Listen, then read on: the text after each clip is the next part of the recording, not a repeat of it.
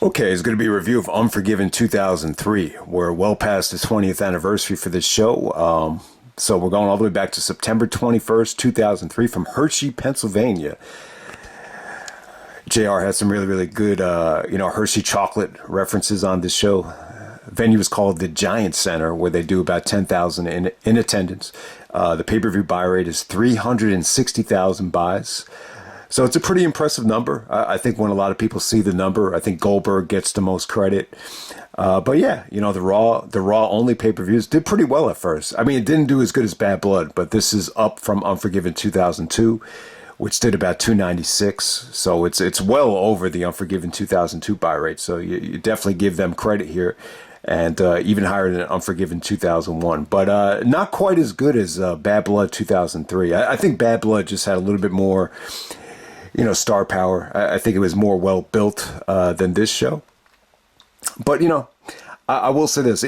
From my memory, though, it seemed like people were a little bit more excited about the Raw pay-per-views at the parties than SmackDown. But I do think SmackDown produced the better pay-per-views in the beginning.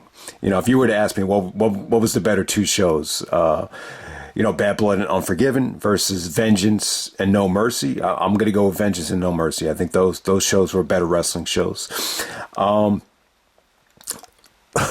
Before we get going, though, I want to talk about the legacy of Unforgiven really quickly. Someone was actually pitching the idea of bringing the pay-per-view back. I would love for them to just continue the 2001, 2002 format with those names. I think a name like Unforgiven, it's got a good legacy, but, it's not a series where you could think of, like, what's the theme of Unforgiven? Like, it's not like Survivor Series, Royal Rumble, or King of the Ring, where, you have a traditional, format. The only thing I could really think of is they created these heated storylines with Unforgiven. When you go back to Unforgiven 98, it's like, Kane doesn't forgive The Undertaker for burning him, so it's Unforgiven. I think that's why the first one worked so well. That's why they called it Unforgiven with the Inferno. 2000, you can make the case that, Triple H would never forgive Kurt Angle for forcing himself on Stephanie. So if you wanted to tie that into Unforgiven, plus with Austin coming back, he's never going to forgive the guy that ran him over. 2001, Angle's not going to forgive Austin for, pile driving his neck before the show. So that kind of ties into it. With 2002, Undertaker's never going to forgive Brock for, putting his hand on his pregnant wife. So that kind of tied into the theme. So maybe it's true. Maybe Unforgiven always had like these heated storylines where, Shane is never going to forgive Kane in this situation for pile driving Linda. So if you want to look really deep, unnecessarily deep into it, maybe there was, always a theme of just redemption for not forgiving somebody. So it's funny, man. And this is why I love Pulp Fiction so much. Like, it seems like every video, no matter what it is, you could always tie something into Pulp Fiction. And probably the most underrated scene in that movie is when Travolta and Sam are just arguing in the car about cleaning up the skull. And Sam just says to Travolta, he's like, man, this is some fucked up, repugnant shit. I'm never going to forgive your ass for this shit. And then Travolta's like, he's like, Jules, didn't you ever hear that once a man admits that he's wrong, he's automatically forgiven? And then Sam was like, wrong. The motherfucker that said that didn't have to pick up itty little pieces of skull on the account of your dumb ass. So I love that scene. Samuel L. Jackson's delivery was just on fire in that particular scene. I think that's probably the most underrated scene in the movie. It doesn't get a lot of love, but they are talking about, forgiveness because, Travolta recklessly just shot, Marvin in the face. It's a very dark scene, but we're going to move on to Unforgiven 2003. And before we get started, though, I got to say, probably, one of the more underrated pay-per-view themes ever. This is Seven Dust with Enemy. I didn't think the video package was great here, but I just love that. I love that theme. It's really high tempo. It worked within the context of the video package. We'll talk more about that. But yeah, that's Seven Dust. Awesome pay-per-view theme. I think I had that at number 7. On my list for the top 20 WWE pay-per-view themes, but we're gonna finally get on to the show here. Okay, so with Unforgiven 2003, the show as a whole, I don't think it's a good show. I think it's a solid show. Definitely don't think it's bad. It's definitely passable. I think the main event definitely hurt the show. I think if you had a better main event here, this definitely would have put the show over the top. I think Goldberg and Triple H was okay. I didn't think it was awful. I don't think they stunk the joint out, but very anticlimactic though from a crowd reaction standpoint. You know, it didn't generate your typical buzz that a WCW Goldberg match would, and even at the Elimination Chamber, I just thought the crowd was much hotter to see Goldberg win the title than they were on this night. This was just very, everything about it was lethargic, from the in-ring stuff to the crowd reaction. The good part of the show is Orton and Shawn Michaels. I think that was good. Kane and Shane, it delivered no matter how you want to look at it. I think the match definitely delivered. Christian, Jericho, and RVD, I think they were in a tough spot. They had to work their asses off. I thought that would have been the better choice for their opener. But within the context of the show, when you look at what Jericho was doing with Austin, trying to blame Austin for, the Kane stuff and making everyone's life a living hell, it made sense for Jericho to say, now you can watch me win the Intercontinental title. And there's more than one way to make you crack. It was an awesome segment right there. And I'll try to talk more about it later. But within the context of the show, I think the match order worked. And if you're trying to, look at it from a storyline standpoint, especially with what they did with Jericho, costing JR his job. So if you want to look at it from that standpoint, maybe they made the right call. But the match ordering here is just a little bit baffling to me, especially with having Shawn wrestle in the first hour of the show. But, I get it. I think Shawn wanted to make sure he had enough time. If you remember, he was a little bit pissed off that his match with Flair got cut a little bit short. But we're going to move on to the first match of the night. We got the Dudleys taking on La Resistance. This is a handicap tables match for the World Tag Team titles. I thought it was fun. The problem is you saw a lot of nasty bumps here. Spike actually hurt his neck leading up to this, and that's why he couldn't be on the show. I just think it was a spacing issue, and it's just really weird because Rob Conway, took the same exact bump. He went through the table closer to the ring, but then there was another table where his neck just scraped against it. So it was a bad bump. But Conway was weird. He was like this, pretending to be a Marine on one of the Raws, and then he was pretending to be a cameraman. And he was like the third wheel to La Resistance. I guess they figured, La Resistance is so green, we'll put an older guy that's a little bit more experienced with them. So I don't know if it really worked, but I thought this was fun, though. The Dudleys were good here. Devon showed a lot of explosiveness, a lot of energy. This is a handicap match, so you had to do that. So it was cool, Devon took an Irish whip into one of the tables, so that's the only table the Dudleys bumped into. But ultimately, they put Rene Dupree away with the 3D. Everyone went home happy. I think this is a easy match to get the fans into it. I would have preferred if this had to follow Kane and Shane. I think if you wanted to follow that with something, it would have been the tables match. But this was a fun opener. From and I hate to say it, man, but from a crowd reaction standpoint, this is the hottest the crowd was the whole night, which is a little bit sad. But we're going to move on to Test taking on Scott Steiner. So Stacy Keibler's out there. So this is a singles match for Stacy's services. If Test won, he also got Scott Steiner's services. So I think, basically they were saying that Steiner was going to become a Test slave. That's exactly what happened here. But I think Test and Steiner both turned heel leading up to this thing, and Stacy was just, aggravated to be with both of them. I think that's how that actually played out. But at this point, Scott Steiner is still a babyface. So Stacy actually comes out on her own. And I got to say, if you want to make the argument that Stacy is the hottest diva in WWE history, this match would help your case. I thought she looked incredible here. Obviously the legs, she's wearing the shortest skirt ever. Just the way she just looks really, really hot. And, she was really, distracting and, good. I thought she was good here. She was definitely fully invested. I think she really was into, her and Test were a real life couple. So I thought they did a good job of playing that up with the fact that she was just done and fed up with Test. But, Test did some really good heel work here. And it wasn't bad. I didn't think Steiner looked great here, but there were some really, really interesting, sequences where, Stacy actually, yanked Test's neck on the rope, and then Steiner actually hit an inverted DDT. and that actually got a really, really good pop from the fans. Test hit the big boot. Steiner actually kicked out of that. Fans bought into that. And there's kind of like a weak chair shot from Stacy to Scott Steiner to end this thing.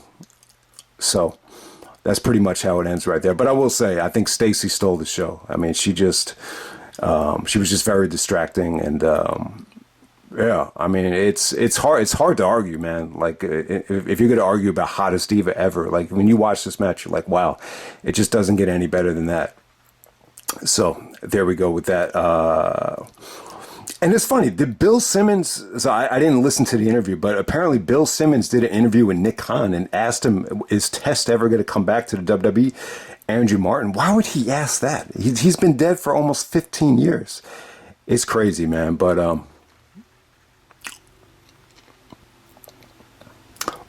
I thought the match was okay. Like it didn't have the botches that the Bad Blood match had. And, yeah, Stacy really put the match over the top. So it gets a mild thumbs up for me. It wasn't bad.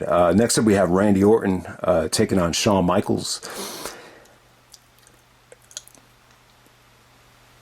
So this was cool. Video package here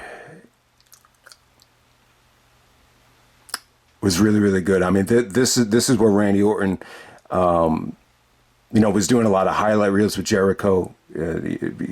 He was talking about the finishing move being the RKO. And yeah, and I think that was when Jericho said, how majestic, the RKO. And then he said, I'm making a name for myself, and that's the legend killer.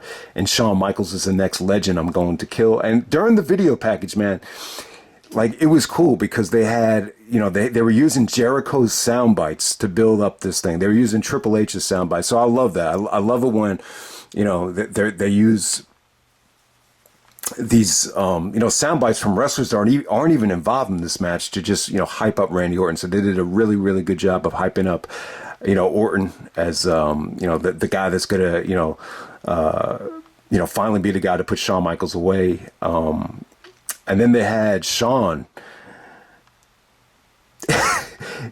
The promo from Shawn where he's talking about, if I had a nickel for every time someone said they were going to do that to me, I will be a millionaire. Then he says to himself, wait a minute, I am a millionaire, and it's because of stiffs like you.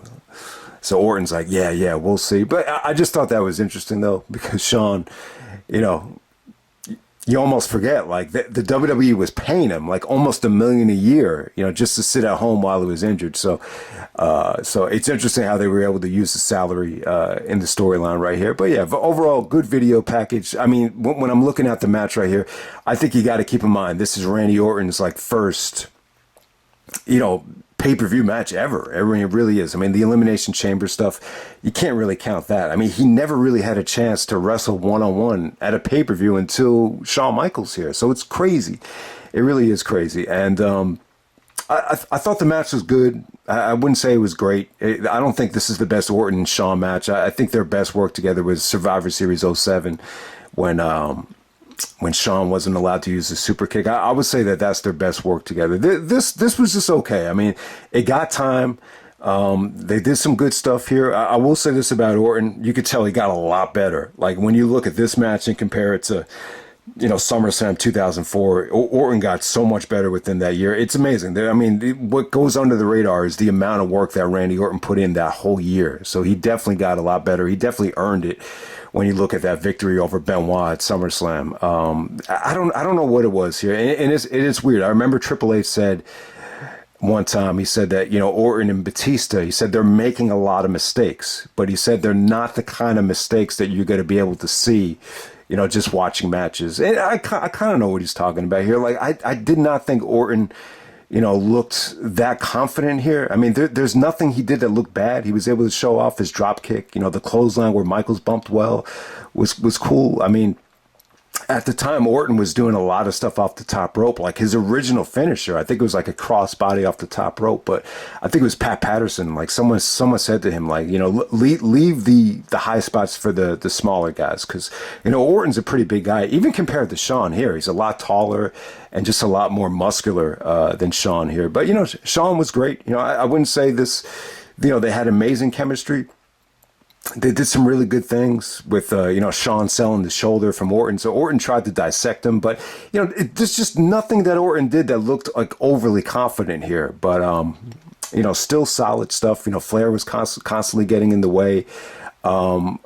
What's really interesting here is when Orton hits the RKO, it's almost like a running ace crusher or like a running diamond cutter. So it was totally different, the way Orton did the RKO, in 2003. I think over the years, it just was a situation where he just hit it out of nowhere, almost like a stunner. This almost felt like a running diamond cutter, if that makes any sense. But good back and forth here. I hate the finish though. I really hate the finish. So Shawn is able to nip up, just hit a clean super kick, and he pins him clean, and then the referee doesn't see it. But Flair actually hides underneath the ring, and then he puts Orton's, foot back on the rope. And, Earl Hebner doesn't even restart the match. And then all of a sudden, Shawn just tries to suplex Orton back into the ring. And then, Flair had given Orton a pair of brass knucks. And then Orton just kind of knocks out Shawn to get the victory there. I don't know, man. I just don't like it. I don't know what it is. And I get what they were going for here. They want to give Shawn, a clean victory in the eyes of the fans. But still, you want to, elevate Randy Orton and make him look like he's, a player with amongst the universe. I get what they were going for there, but I don't know. I just didn't like it. I thought it felt cheap, and that's pretty much all to say about it. So overall, I think this is, it's arguably the best thing on the show. I mean, it really is. I like the fact that they got time, and I think it was a great experience for Orton, to be out there with Shawn and Flair. But I can't say I'm crazy about, the chemistry that they had here. All right, next up we have Trish Stratus and Lita taking on Molly Holly and Gail Kim. So what this match did was it was just a nice return for Lita. She was coming back from the neck injury. I think they wanted to keep this short and sweet, just to just to not, burden Lita with a lot of pressure. And, Trish really did the bulk of the work. She really fought off the, the double teams from Molly and Gail Kim. And, Lita actually got the hot tag and the moonsault to get the victory here. But it was a good match. I think everybody in this match looked good. I think, Gail Kim, I don't think she was used that well. I know she took a lot of criticism when she won the belt. I think she won the belt like her first night on Raw. What was it, June 30th, 2003? I think she won like some sort of battle royal to win the belt. But yeah, I mean, Gail Kim, even at this time, she looked really, really fit, really, really confident. Everything about her was crisp. It didn't feel like a girl that was, green or learning on the job. So obviously she came in, very well seasoned. So I thought all the girls looked good. Lita was kind of weird here. I mean, she was wearing like Daisy Dukes here, and I don't know. She changed her ring attire here. I just wasn't feeling the ring attire at that particular time. But, this is a match that could have been on Raw. But you get why they did it, though. Molly Holly's the champion. Lita had just come back. You want to find the way to get Lita on pay-per-view without her actually going for a title shot. And plus, you could have Trish in the match as well. So it definitely made sense on a lot of levels. This is probably the one match on the show that deserved to get more time. There's no doubt about it. But, yeah, pay-per-view debut for Gail Kim.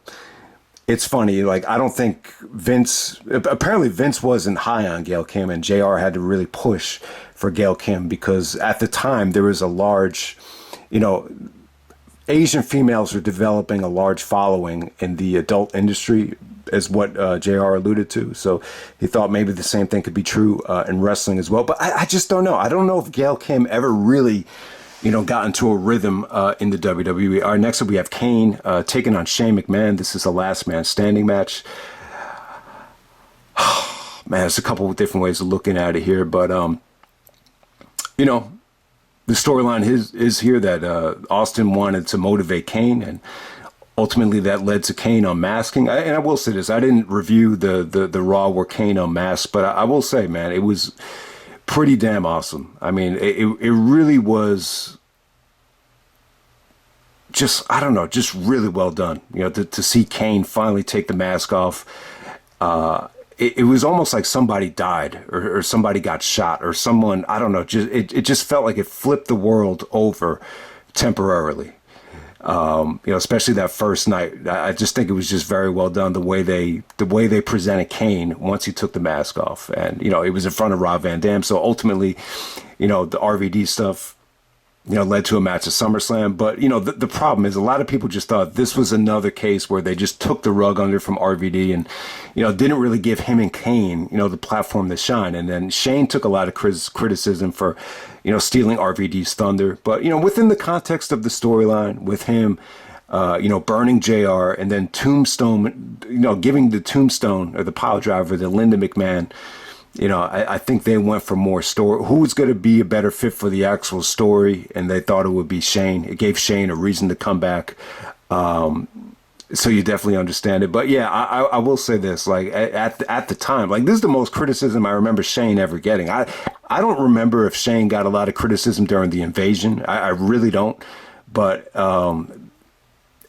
it was funny on both shows. Stephanie and Shane got, totally shitted on by the the internet wrestling community. I mean, they were getting criticism every day. Just too many McMahons on television. We don't need a McMahon on Raw and SmackDown, dominating this much TV time. You have way too much talent. So yeah, Shane definitely took some criticism here, especially like when you look at this match as well, because it's like, you're trying to create this monster in Kane. Why is it taking Kane 20 minutes to beat Shane McMahon in a last man standing match? So yeah, so the match did get some criticism, even though it did probably steal the show. But yeah, the storyline here was cool though. The highlight, and it's funny, I think Conrad, he actually used the jumper cables as a thumbnail for the podcast with JR. So I thought that was interesting, and that was probably the right call. I mean, it is visually, it's eye catching. But there's a spot here. RVD actually makes the save, but after Shane actually threw Kane, he kicked him into like a dumpster fire. The very next Raw, Kane actually handcuffs Shane onto the top of the ring post and takes out jumper cables and tries to like electrocute Shane's balls, and RVD makes the shave. So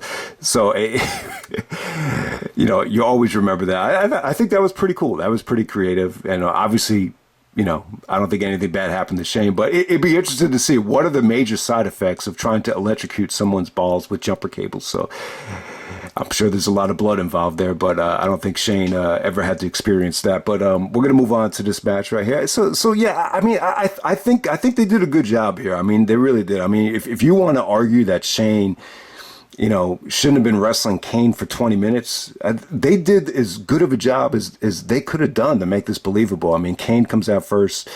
Shane actually attacks him from the back with the steel chair to get the upper hand. So that definitely made sense. The Shane approached this match very, very smartly. Whenever Kane started dominating the match, they would always find these little, loopholes just for Shane to get the advantage. With the steel steps, Kane brought the steel steps into the ring, and Shane is able to drop toe hold him just to, just find an opening. And then he's able to do the coast to Kane with the steel steps. That's when JR said, those steps aren't made out of Hershey's chocolate. So the steel step spot was cool. Anytime Shane does the coast to coast, it's pretty impressive. Van Dam did the Van Daminator. Obviously Shane got the idea from that. And, the coast to coast, that when Shane always did it, was pretty impressive. And then, Kane kind of, kicks the steel steps into Shane's ankles. And, the referee's actually knocked down for the coast to coast spot. So, I think Charles Robinson's the referee. So he didn't even get the count right there. So Kane actually just chokeslams Shane out of the ring. Then they go back to the Unforgiven Titantron area. And, Kane actually takes the announce table and tries to, just drop it on Shane. Shane actually just, hides underneath it and attacks Kane from behind. And then he uses I think they call it the boom camera, the camera that was controlled by that huge pole. It's almost like a crane cam. And then he takes the electrical wire and starts choking Kane out. And I think Shane was using like a cinder block just to just to nail Kane's head in, just to get him to stay down. They really tried to just make it believable that Kane is just going to be lying there in the middle of the stage. And then Shane actually, climbs to the top of the Unforgiven Titantron and then he does like a senton splash all the way down. So it's pretty cool. The way they shot this, they just show Shane, coming down, and then as soon as he hits, Kane moves out of the way. It looks like he went through a piece of like cardboard, so it looked pretty safe. And then, Kane is actually the last man standing. So I think Jerry Lawler said, forget about ringing the bell, get an ambulance to the ring. So it was a pretty cool match. But once again, I think the criticism is like, this is another Shane McMahon bump that just kind of takes away from the rest of the show. I mean, he did the bump at SummerSlam with Steve Blackman, and he did it against Big Show at Backlash, where it's just like the rest of the show just has a tough time following, because the problem is, like, when you take a bump like this, like the very next match, we're like, do we have any updates on Shane? Do we have any updates on Shane? Like, what happened to Shane? And when you're doing that during the next match, it just takes away from the rest of the matches. But hey, you want to give Shane credit. Shane's a ballsy dude. He does this for the fans, but he said he also does it for him. I think it gave him like satisfaction to go out there and do this stuff. And obviously, if you watch Survivor Series 98, I think like just his reaction to Foley in that main event, he was definitely inspired by Mick Foley to start taking these bumps. There's no doubt about it. But yeah, Kane and Shane, it was cool. It was, Kane is unmasked. So obviously, there's no plans for Kane to, feud with the heel and Triple H. So you definitely understand it. You needed to give Kane a storyline away from the title to just keep him occupied. And, obviously the McMahons can generate that kind of story with Shane and Linda and whatever they did there, and JR and Austin. So, but to be honest with you, man, let me just wrap up this Kane push. I think the unmasking was cool at first, but when you look at it from a long-term standpoint, the problem with Kane being stale as hell, it didn't really solve that problem. I think when you look at Kane, 6 months in, or even after WrestleMania 20, it's just, I don't know. He was just back to being stale, and it came to the point where it's like, oh, let's just put the mask back on him. So, So after the match is over, Jericho cuts a promo. He did one with La Resistance saying that this is bullshit. You guys shouldn't have had to be in a tables match. That was a handicap tables match, so that didn't make a ton of sense. But the promo and the segment with Austin was great. And when you look at Jericho here, this is very similar to his 2008 like heel persona, just very cold, calculating, sadistic. It was good tension. When you look at Austin's eyes here, you could see him get, really engaged. Like you could tell, like he was impressed with Jericho's delivery here, where, he's basically saying, you're making it so hard for everybody. Well, I'm going to make it hard for you. And, there's more than one way to make you crack. Austin's like, well, if you got a problem with me, Chris, take your best shot. And then Jericho's like, no, I'm not going to make it that easy. So I'm going to get, there's more than one way to make you crack. There's more than one way to get you back. And obviously that ended up being him costing JR his job in the tag match. So pretty cool storytelling. And, Jericho ends the segment with saying, now you can watch me go win the Intercontinental title. So within the context of the show, it definitely made sense to do, Kane and Shane and then follow it up with the IC title match. It definitely made sense. If you're strictly going for storytelling, it probably did make the most sense. Even though, like, when I look at this match, I'm just like, the crowd is fucking dead. Like, how are they supposed to follow, Shane taking that monster bump? All right, so next up we have Christian defending the Intercontinental Championship against Chris Jericho and Rob Van Dam. Yeah, man. So Christian, found himself IC champion again after Booker T hurt his back. I think Christian actually won this at a house show, actually. So with this match right here, it was good, man. Jericho at the time got into really good shape. I think this is when his son was born, his first son. I think his name was Ash Irvin. Apparently, I don't think he wants to be a wrestler. I think he wants to be like a marine biologist. Yeah, for whatever reason, Jericho just got in great shape. It's funny. Like, why didn't he get into this kind of shape when he was undisputed champion? When he was undisputed champion, he was trying to just put on a lot of bulk.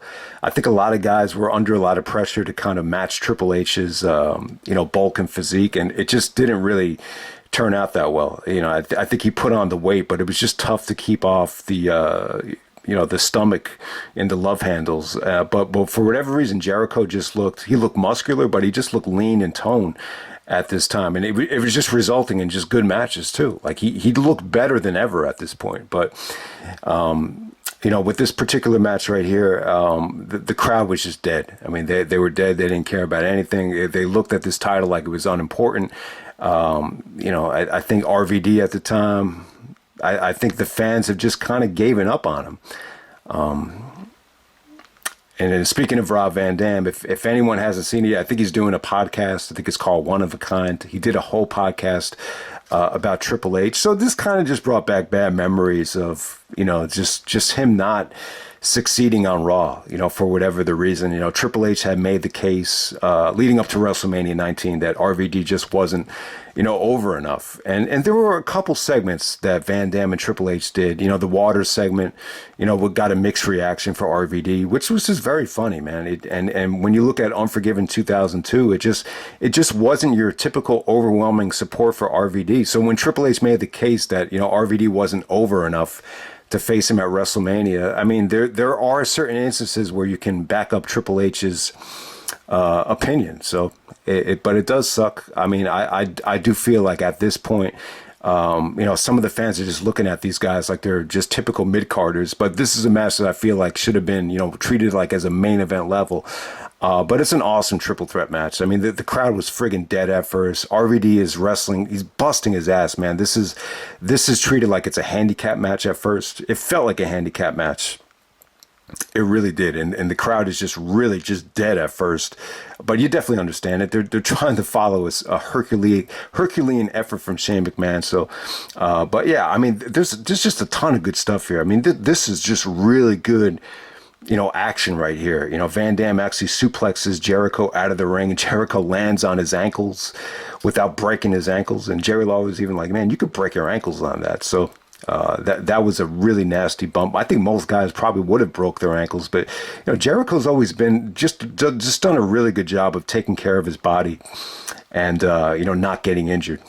As he says, I don't get injured, I just win championships. So but yeah, RVD was just great here, just fighting off the double teams. There was actually an Irish whip from Jericho, and then RVD it looked like he just, instantaneously just did it out of nowhere. He just hit the senton plancha on Christian on the outside. That looked really, really cool. But it's funny. Eventually Jericho and Christian started arguing with each other, and that broke down. And once it felt like a triple threat, I thought they really kind of got the fans back on their side. And like the end of this match is really awesome. They just gave you so many, creative spots, time and time again, whether it's RVD hitting the stacked frog splash on both guys. I thought that was cool. I think the bump that really woke everybody up, RVD was going for like an electric chair to Jericho off the top rope.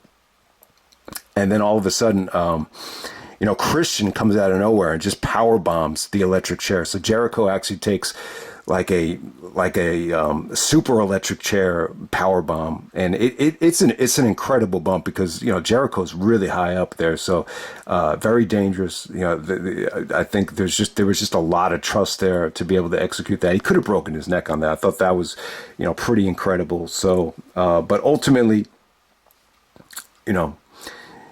RVD kicks Jericho out of the ring after he picks up a steel chair, and Van Dam goes for the frog splash. Christian actually counters with the IC title, and you almost get like that Benoit Jericho finish from Backlash, where Jericho takes the IC title and it actually holds it up while Benoit is doing the headbutt. In this situation was Van Dam doing the frog splash, and then that enables Christian to just get enough leverage to get the pinfall on Van Dam. So a good match right there. You would definitely expect the heel to go over in a match that just felt that that had to follow such a hostile match. So yeah, Christian goes over, but RVD would get the last laugh and in the ladder match. A week later in Chicago, which was breathtaking stuff. So, but yeah, I think the match is really underrated. But, people are going to crap on this thing just because the crowd was dead for like the first 10 minutes. All right, next up we had Al Snow and Jonathan Coachman taking on Jerry Lawler and Jim Ross.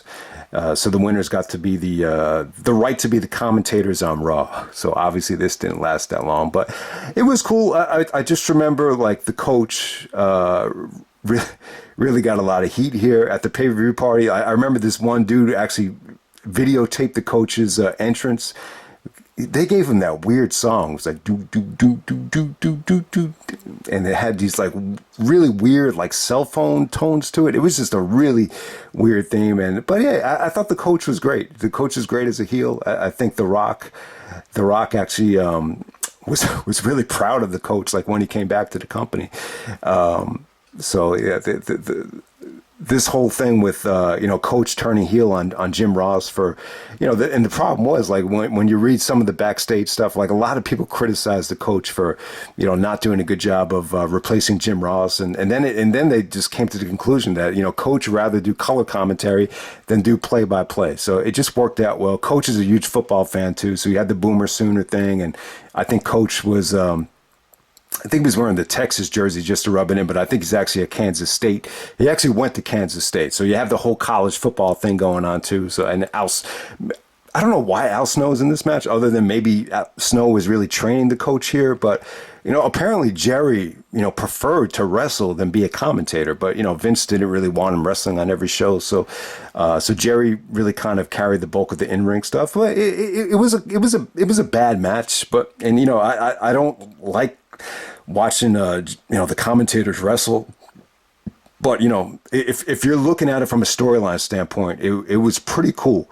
This is if you the best way to accept this match, and I know when people see this they're like, man, this match kind of sucked, but if you're looking at it from what do we have to do to build up Survivor Series with Team Bischoff versus Team Austin, the Jericho and Austin stuff, and it's a shame that Jericho and Austin didn't get to wrestle at this time, because I think that the feud really was good here. I mean, it was just a better natural story than what they had at No Way Out 2002 when Jericho was being the undisputed bitch. It was just a pretty simplistic storyline that I don't think a lot of people really got behind. But this was actually good dialogue and good stuff. So if you can buy into the fact that Jericho wanted to make Austin crack without because he couldn't hit Austin. The only way you can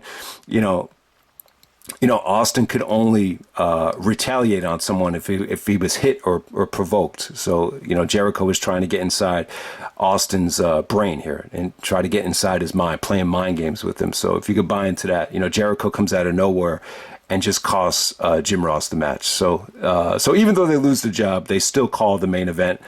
And we're going to move on to the main event. But this was definitely the worst thing on the show. But, it was pretty cool, the way Jericho kind of manipulated Austin throughout this whole night. So if you want to look at it from that standpoint, it was pretty cool. Okay, and then the main event, we got Triple H defending the belt against Bill Goldberg. If Triple H is going to be disqualified or counted out, he will lose the title. And had Goldberg lost, he would have to retire from in-ring competition, title versus career match. I think Evolution's banned from ringside.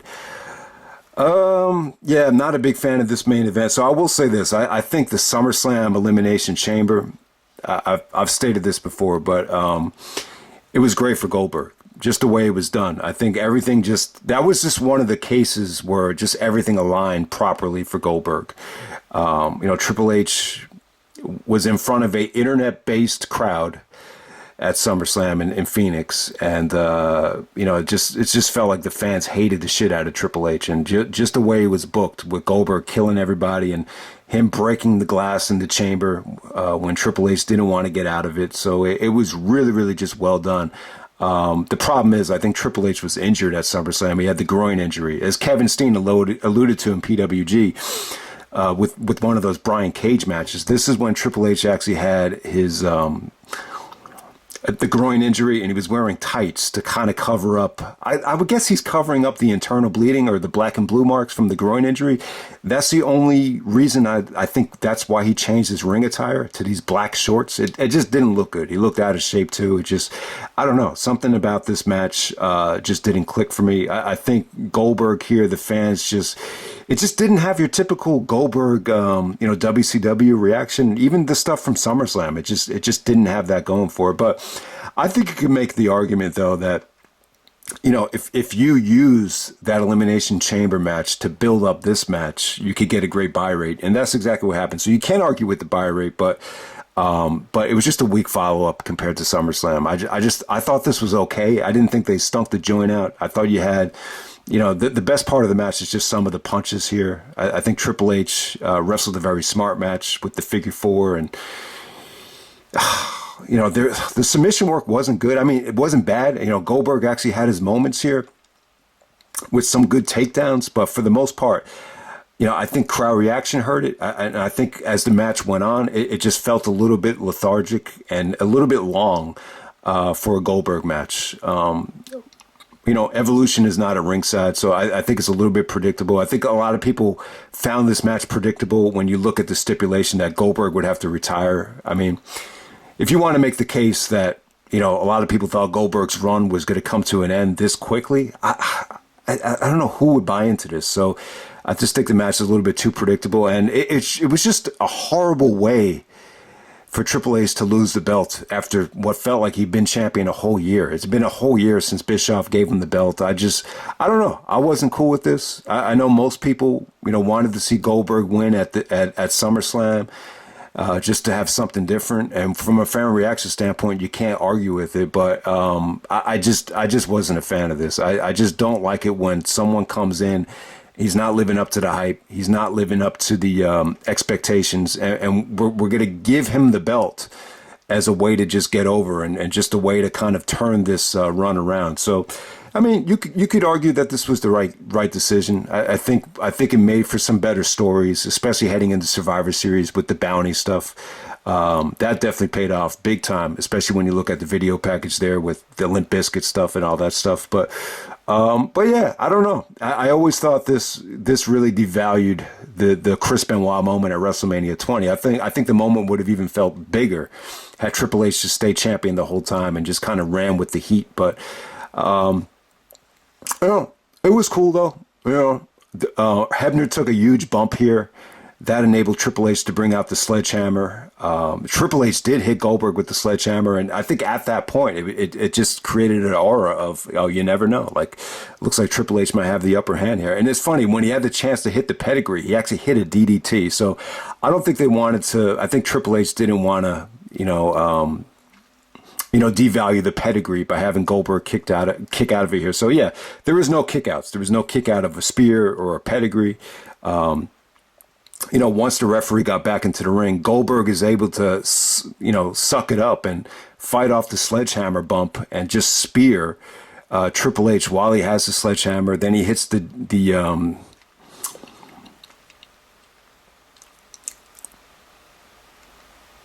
Then he hits the jackhammer to put Triple H away, and yeah, I mean it was okay. It was okay. I think this was better than the Scott Steiner matches, but at the same time, I don't think this performance from Triple H was great. I think he was definitely hurt, and for whatever reason, Goldberg just didn't have the same type of pizzazz that he had at SummerSlam right there. So yeah, it's definitely not a great main event. It doesn't have a lot of replay value for me. But hey, they tried to make the best out of this Goldberg 1 year deal and just try to get it, just try to turn things around. And I think it worked at the Chamber, but for this particular match right here, it just didn't generate the buzz that Goldberg's title win in WCW got against Hogan. Like this was like night and day, in terms of from a crowd reaction standpoint. So yeah, not a great pay-per-view. Yeah, there's nothing on this match that was great. I think some of the matches that could have been great, like the triple threat, they just suffer from bad crowd reaction. I think Orton and Michaels is good. I think this is a really good clinic from Michaels in terms of storytelling and just solid wrestling. But at the same time, it's Randy Orton is only 23 years old. He's still very green at the time. And you could just definitely, there wasn't like any botches or anything that was bad here. But overall, you could just tell Orton just wasn't quite, ready for prime time at that particular time. I think Orton and Cena were kind of in the same boat where they're still pretty much learning. Kane and Shane steals the show in terms of, spots. I think from a crowd reaction standpoint, the fans really were very satisfied with the Shane bump. I mean, they reacted, like they'd never seen anything like it before. So that came off good. But yeah, man, I was just gonna wrap it up right there. It's Unforgiven, 2003, solid show. But I think if this just had a better, if this had the reaction that the SummerSlam main event had, I think you would be talking about this as one of the better Raw pay-per-views. But overall, it's just kind of a middle of the road, Raw brand only show, and we'll just leave it at that.